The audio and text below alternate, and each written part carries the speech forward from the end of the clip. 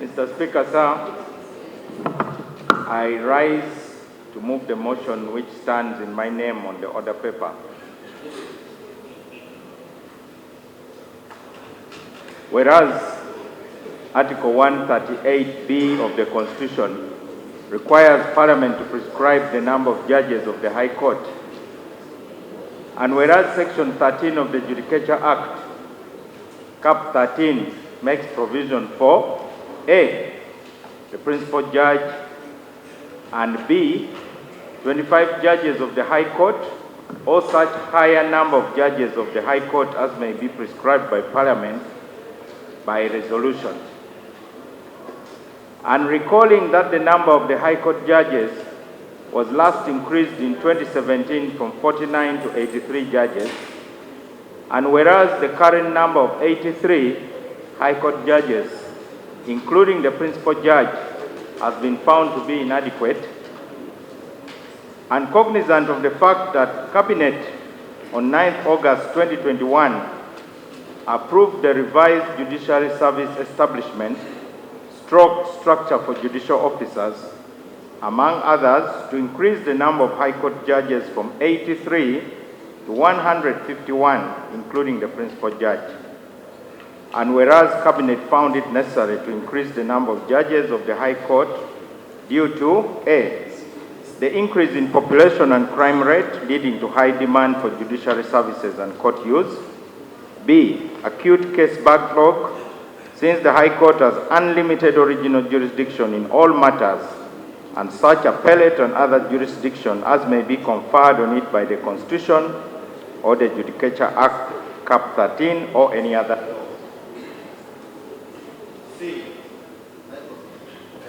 C, the decentralization of the Court of Appeal to 8 regional offices. D, the insufficient number of High Court judges compared to the litigants. E, the steady increase of crime and dispute.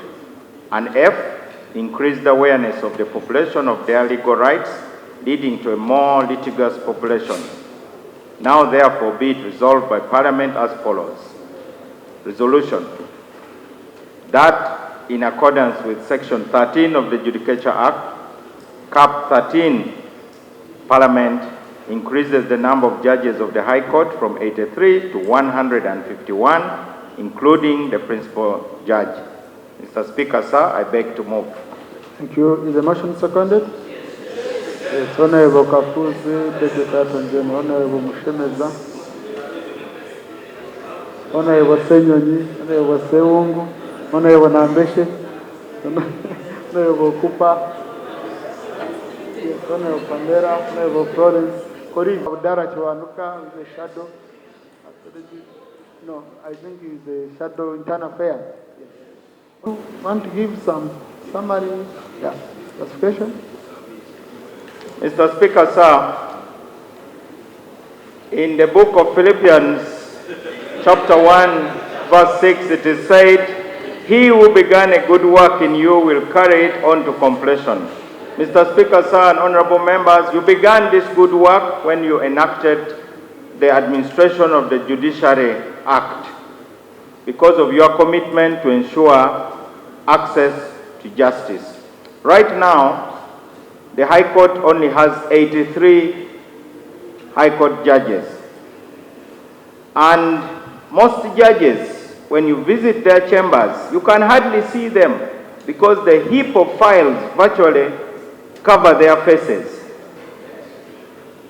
A typical judge has to work even on weekends and public holidays in order to deliver judgments.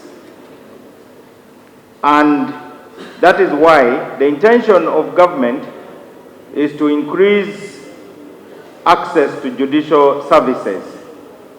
These measures will deal with case backlog that continues to be a source of frustration to many citizens. Mr. Speaker, sir, it's the ultimate goal of government to ensure that every county will have a magistrate's court, and there will be 8 circuits of the Court of Appeal. Later, we shall be introducing a Judicature Amendment Bill 2023 which will propose to increase the number of Court of Appeal justices from 15 to 56 and Supreme Court justices from 11 to 21. Finally, Mr. Speaker, sir, I wish to inform the House that today, as we stand today, according to information from the Secretary to the Judiciary, 83 trillion Uganda shillings is held up in our courts. These are based on trade disputes, construction disputes, money deposited by UNRWA due to disputes on compensation, insurance disputes, banking disputes, intellectual property disputes. Thousands of acres of land cannot be used because of injunctions based on disputes. There are also civil disputes that tie up trillions of shillings.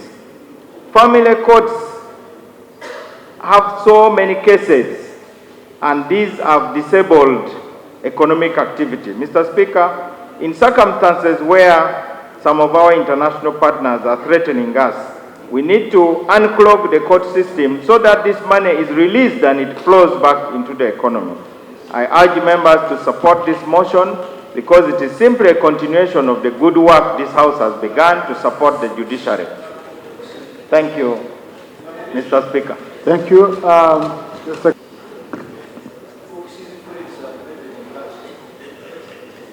Thank you, Right Honourable Speaker. Just like the Honourable Minister said, Parliament passed the Administration of Judiciary Act. That act enabled the government to increase the funding to the judiciary. And because the funding has increased, it is imperative that judicial officers be spread out so that the need for justice be achieved. Yes, the funding is gradually increasing.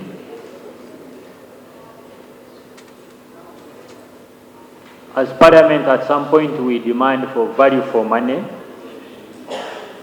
We can only achieve that value for money by having enough members on the bench.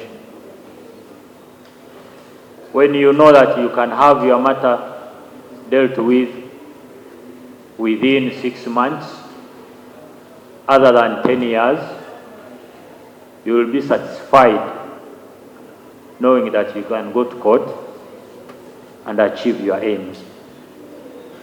It is for that very reason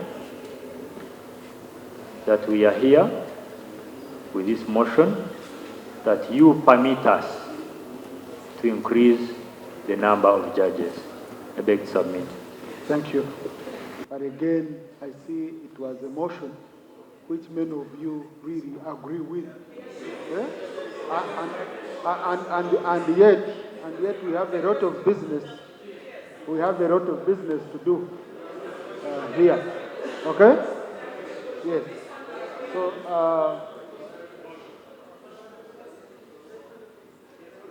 you know, yes, I know, but I'm trying to see who to pick and who. So let me pick Honorable Bosco Okro, and then Honorable Abdallah, and then I pick a lady and independent. Yes. However, I have one concern. Right Honorable, most of our criminal matters in this country are handled on session-based. If we are increasing the number of judges to 180 something for High Court and 50 something for Court of Appeal, then Supreme Court, it's only fair enough that the cases, the criminal cases that we have in the country are hard like the way we consider the civil cases. Let them not be based on the session basis.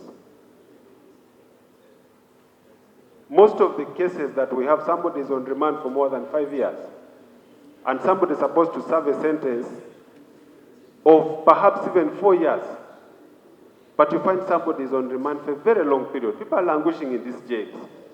So if we are increasing, it's only fair enough that we handle those criminal matters. A mechanism, my senior minister for Ministry of Justice, a mechanism has got to be adopted on how these are handled on a case-by-case basis. That's my humble appeal.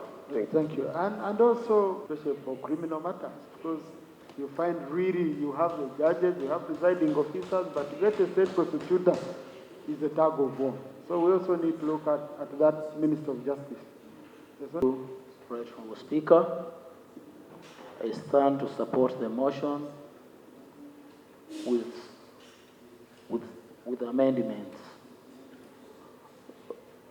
Right, Honourable Speaker, on 15th of December, before we went into a Christmas break, I raised the matter of national importance here, and it was regarding the court backlog. The Attorney General who was here undertook within a period of 1 month to present an amendment regarding the MCA, the Magistrates Courts Act. I appreciate there are challenges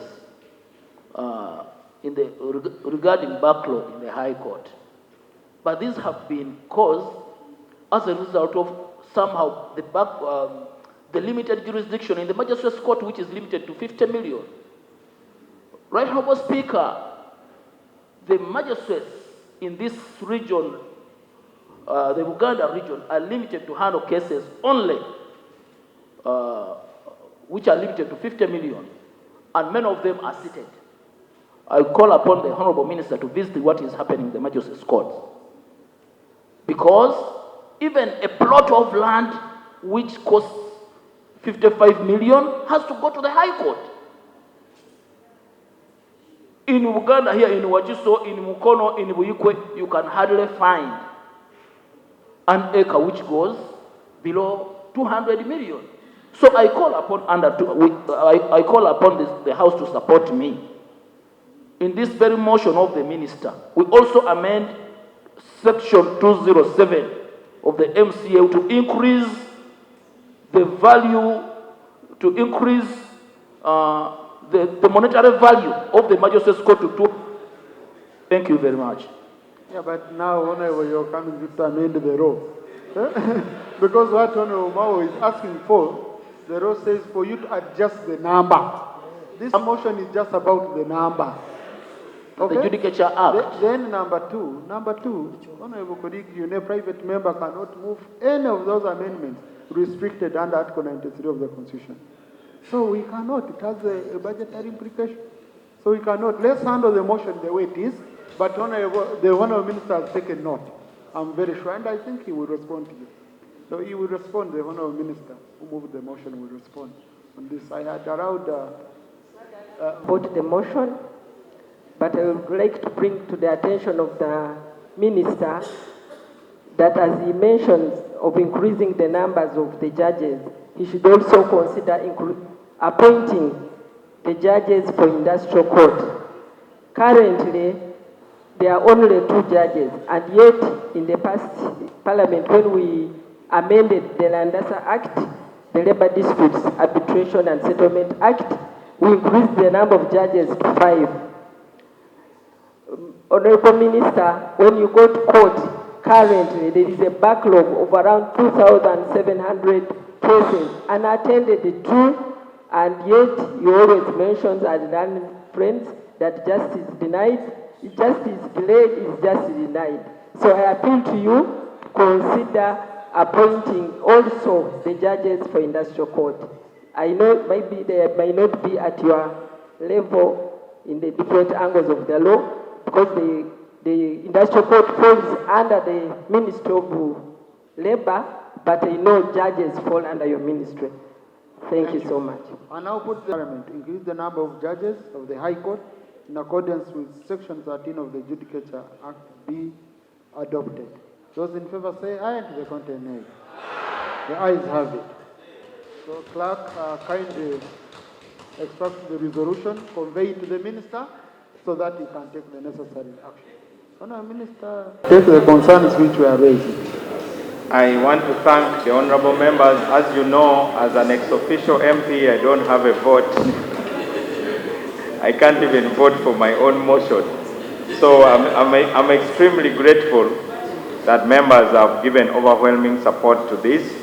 I note the absurdity of the 50 million limit, and I want to inform you that we actually have a draft bill, and we are processing it so that we can remove that absurd limit. This absurd limit does not only apply in these cases of magistrates' courts. The Attorney General's Chambers is also overwhelmed with processing any contract that is from 200 million shillings upwards. In a country where people carry 200 million shillings in polythene bags, the Attorney General's Chambers is clogged. You saw the Deputy Attorney General having to rush back to office because local governments, ministries, departments, agencies have to procure things.